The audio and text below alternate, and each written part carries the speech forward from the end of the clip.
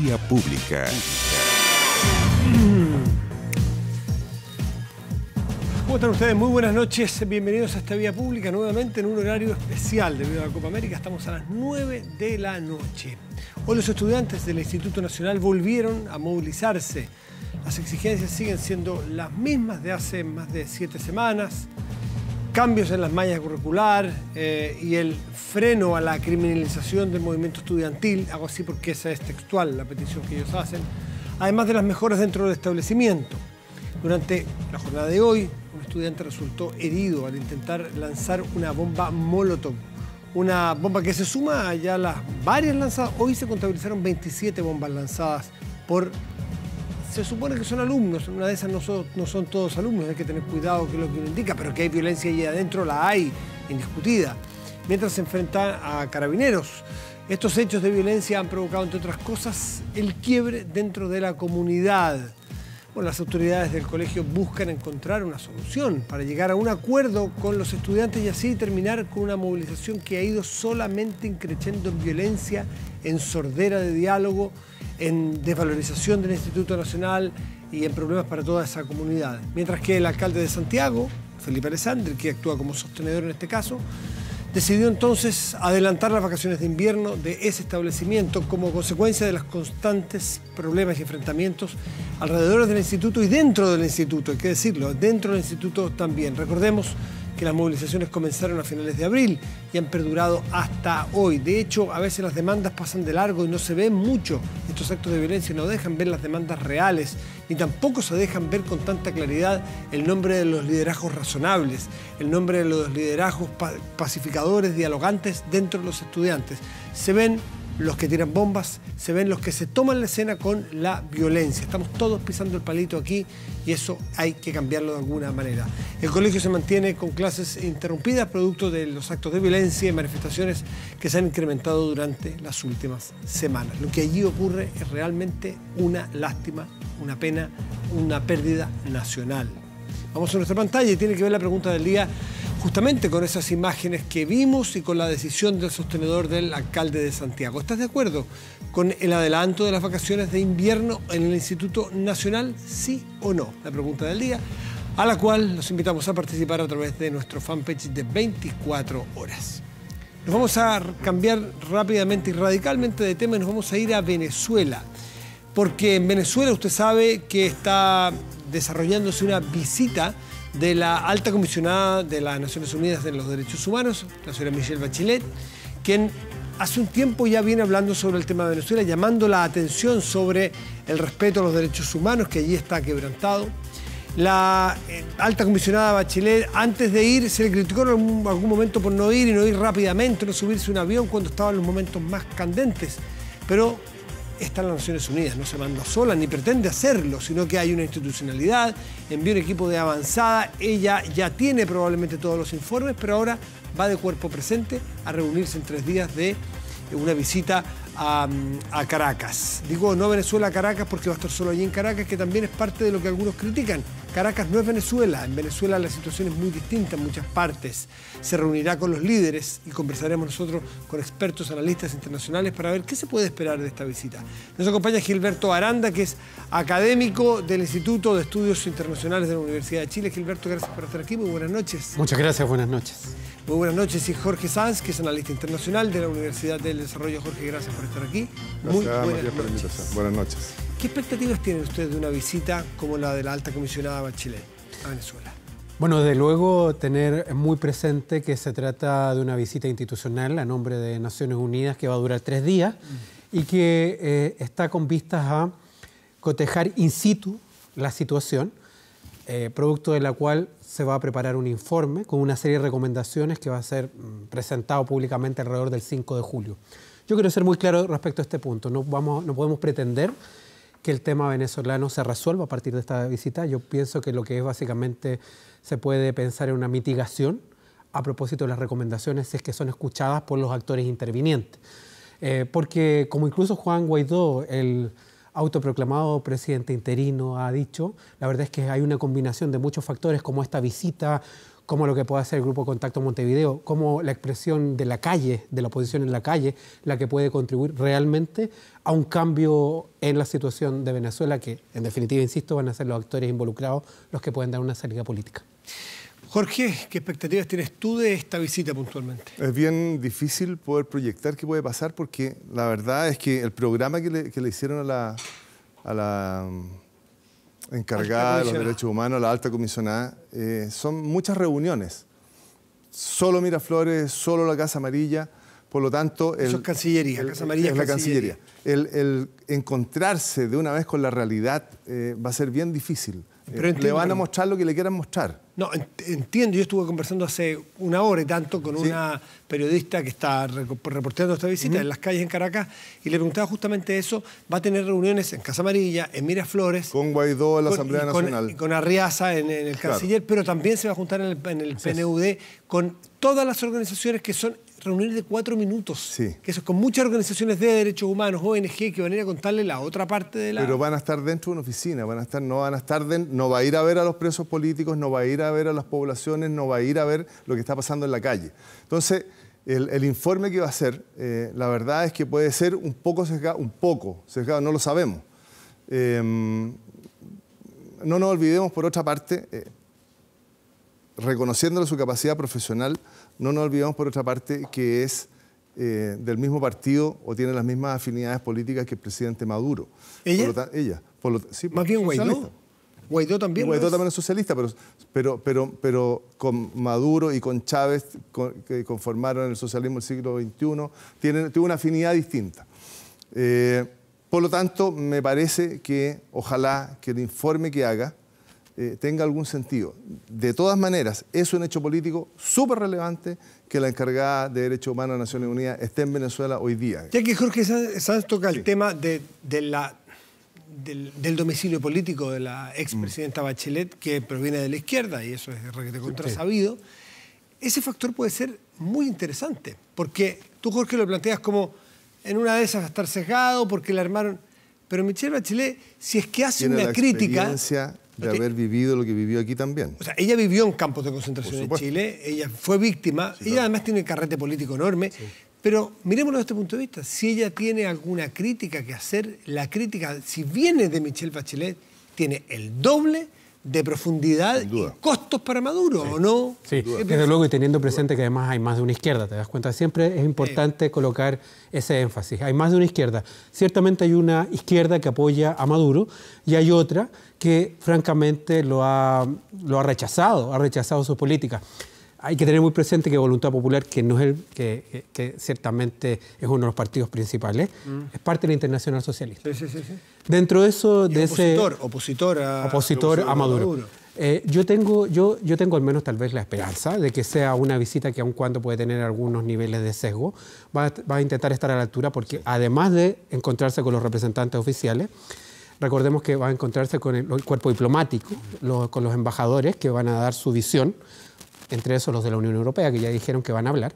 Y tengo la impresión que dentro de la reunión del viernes con el presidente interino Guaidó, pueden haber incluso algunas de las personas que han sido excarceladas como gesto. Por lo tanto, yo creo que ahí va a tener una visión amplia y lo que yo creo que es posible esperar es que lo que se evacúe para el día 5 de julio va a estar en sintonía con los informes de 2017-2018, que es reconocer que hay violaciones a los derechos humanos, de que hay torturas y asesinatos y que por lo tanto hay más que un exceso de la represión. Hay un régimen que está violando los derechos humanos. Yo tengo la impresión que podría ir más o menos por ahí. Lo que sí quiero colocar énfasis es que no vamos a pretender que a partir de esto la situación cambie rotundamente. Eso es otra cuestión. Sí. Es una realidad esto.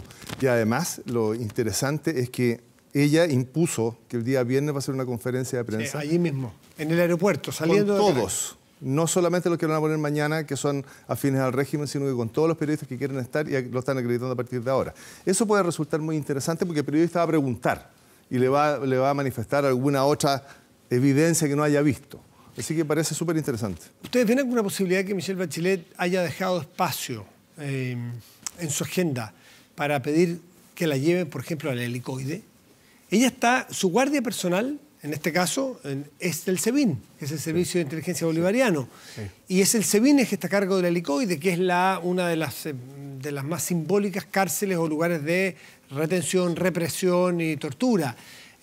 ¿Ustedes ven probable que ella, y cómo lo verían ustedes, si es que ella pidiera ir a uno de estos centros de detención? Yo no sé si concretamente el helicoide, pero... Puede ser la tumba. Así es. Sí. Yo tengo la impresión de que hay una intención compartida de parte de los sectores opositores que han sido golpeados, de que la visita se salga en algunos momentos del guión y que pueda acceder personalmente a ver visiones más espontáneas, no tan preparadas, que le muestren o le permitan palpar otro tipo de experiencia.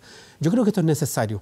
Sin embargo, tengo que decir, todo aparenta es que estos 3 días están muy cronometrados, de que hay una agenda súper apretada, y más bien yo confiaría en que en estas reuniones con la oposición y también con ONG puedan aparecer voces que le den una perspectiva diferente. Y de la reunión puntual con Maduro, ¿qué esperan ustedes?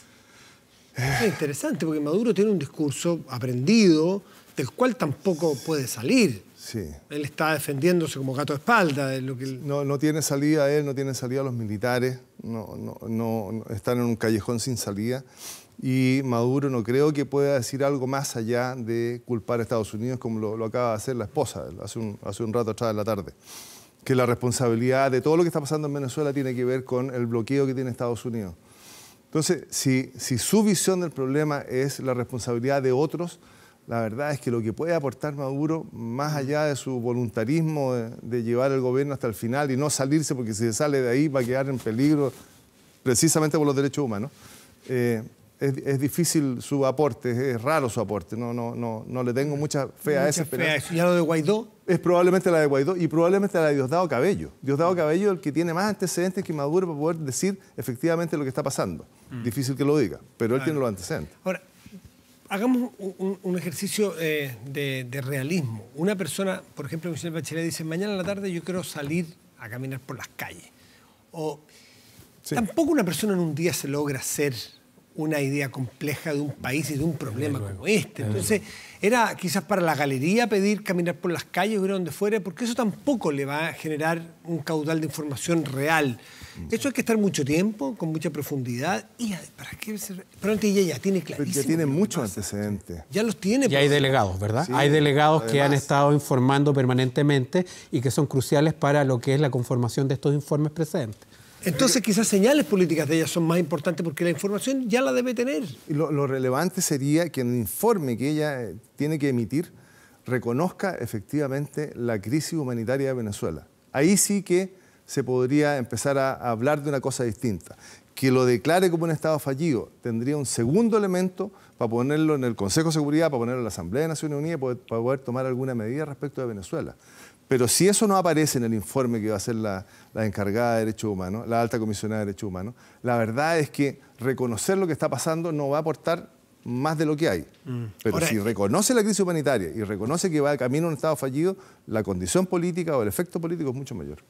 ¿Gilberto? Desde luego, yo creo que voy en línea con lo que acabas de decir, Matías, es que hay una información que ya está realmente recopilada. Claro. Y lo que esperamos son gestos que son simbólicos respecto a provocar algún tipo de distensión y darle tregua a los derechos humanos en Venezuela.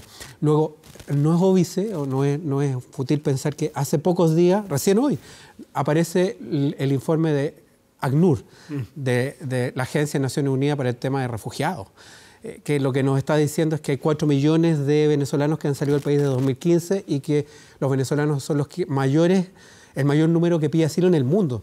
Si uno piensa que todos estos hechos no son fortuitos, sino que de alguna manera están precediendo un informe que ya está hecho, que ya está recopilado y que va a ir en línea con los anteriores.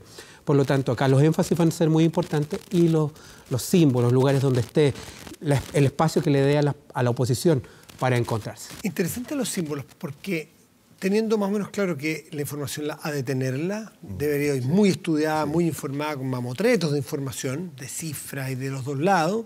Ella también tiene que llegar a hacer su informe con lo que vivió, pero ella tampoco es la Fundación Michelle Bachelet. Ella está en la ONU y en la ONU está China, está Rusia en el Consejo de Seguridad. Entonces, ¿Cómo se zafa de esa camisa de fuerza que es estar en la ONU, donde hay que ser ecuánime, no salirse de la palabra perfecta, el momento preciso?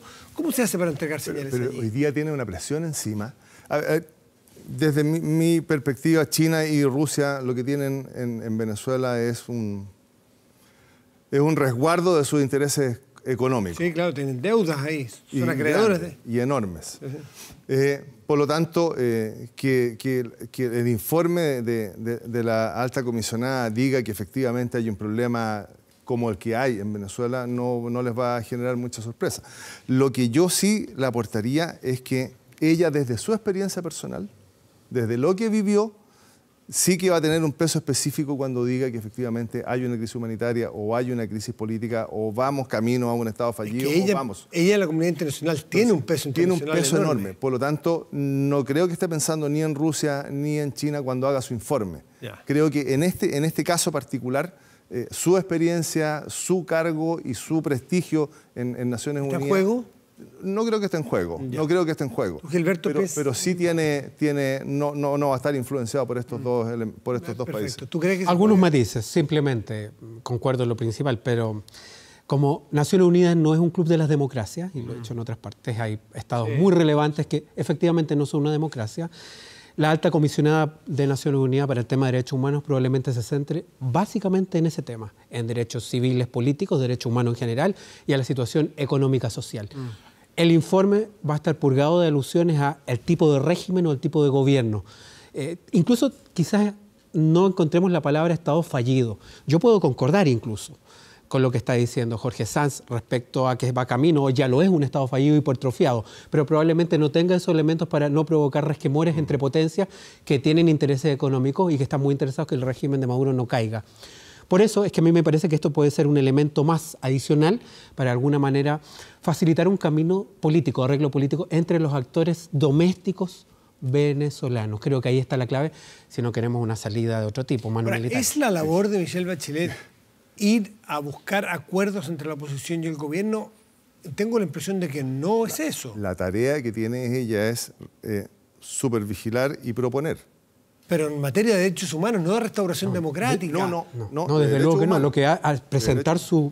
Pero su informe va a la Asamblea. Eso. Por supuesto, va a ser un insumo para decisiones que se tomen. Es un informe de derechos humanos que viene a ser un elemento adicional para que de alguna manera está presionando a las partes domésticas en Venezuela para ir facilitando el diálogo. Pero interesante que ella no va con el encargo de facilitar el diálogo puntualmente, ella no va con el encargo de bajar las presiones entre oposición y gobierno, no va por ahí, ¿no? Es derechos humanos. Es derechos humanos puntualmente, claro. es muy... Y cooperar a los estados a manejar el tema de los derechos humanos en los cauces adecuados.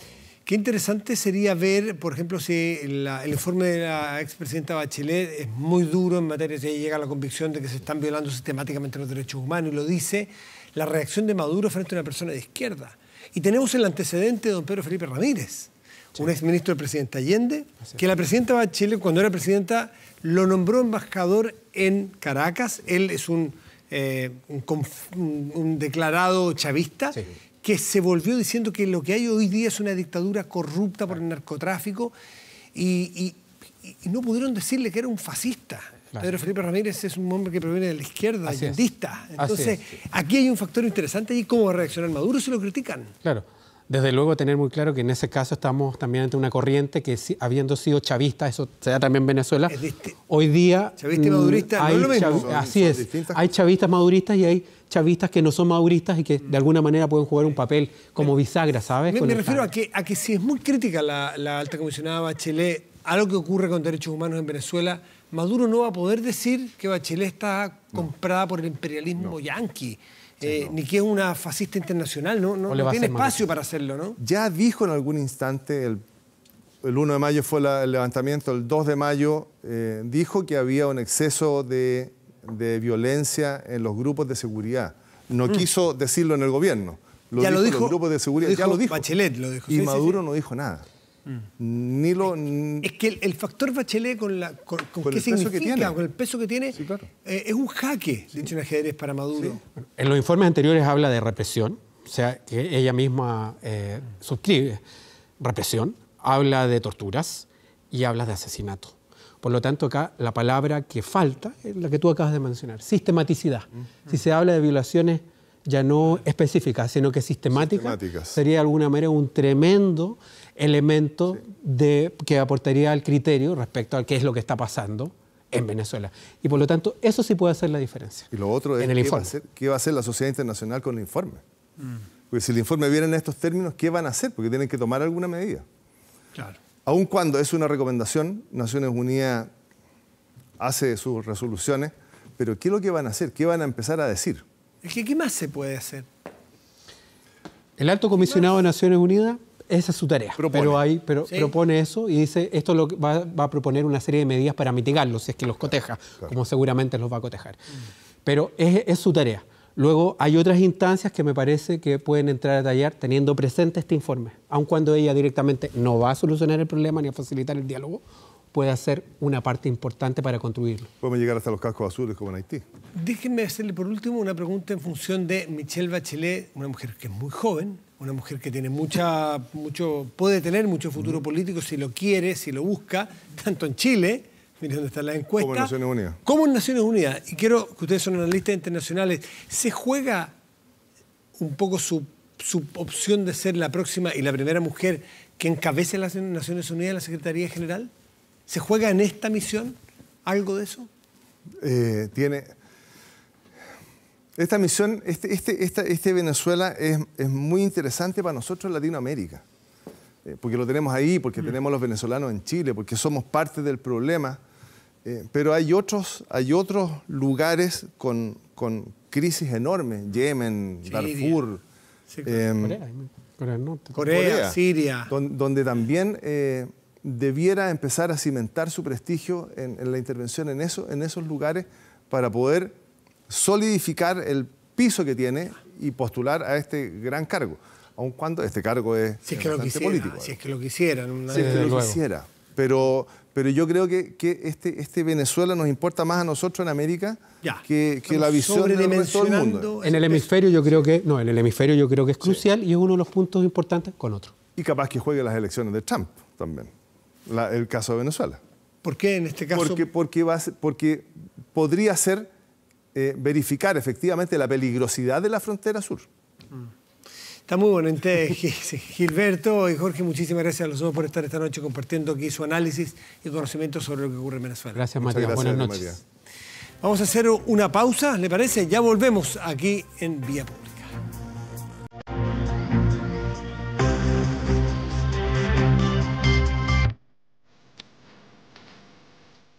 Ya estamos de vuelta aquí en Vía Pública y veamos cómo resultó, o qué resultados hay a la pregunta que ya los invitamos a participar y tiene que ver con si estás de acuerdo o no con la decisión de adelantar las vacaciones de invierno en el Instituto Nacional. El 54% está a favor, el 46% no lo está. Vamos a nuestro portal de noticias 24horas.cl que tiene como, como cabeza, como portada: Gobierno compromete suma urgencia a proyecto que sanciona a padres por no vacunar a sus hijos. Interesante leer detalles sobre esto. Alguien podrá decir, bueno, está nuestra libertad, estos son movimientos internacionales. Se va a generar una polémica, no digo que esté mal o bien, pero se va a generar probablemente una suerte de polémica allí en la vacunación de los hijos. Están todo el resto de los contenidos en nuestro portal, como siempre, 24horas.cl. ¿Vamos a la temperatura? Vamos. En este momento Santiago presenta cielos nublados y algo de bruma y 8 grados con una décima. Para mañana y pasado, en Santiago deberemos esperar cielos nublados y la máxima probable de 19, y el viernes parcial y máxima probable de 16 grados. En otras regiones del país, que hay en Linares, región del Maule, cielos nublados para mañana y la máxima probable de 15 grados. Y en Illapel, región de Coquimbo, cielos nublados y una máxima probable de 24 grados. Escuchamos de fondo The House of the Rising Sun. Esto es la versión del grupo británico The Animals, que un día como hoy, en 1969, o sea, casi 50 años, estrenaba este sencillo, una canción que a pesar de la creencia popular no es de la autoridad de los británicos. De hecho, no se sabe con exactitud quién la compuso, pero el éxito que alcanzó llegó de la mano de esta banda en los 60, fines de los 60, con una infinidad de versiones. The House of the Rising Sun está dentro de las 500 canciones más importantes de la historia de la música según la revista The Rolling Stone. Con The House of the Rising Sun despedimos Vía Pública de hoy. Muy buenas noches y gracias por venir.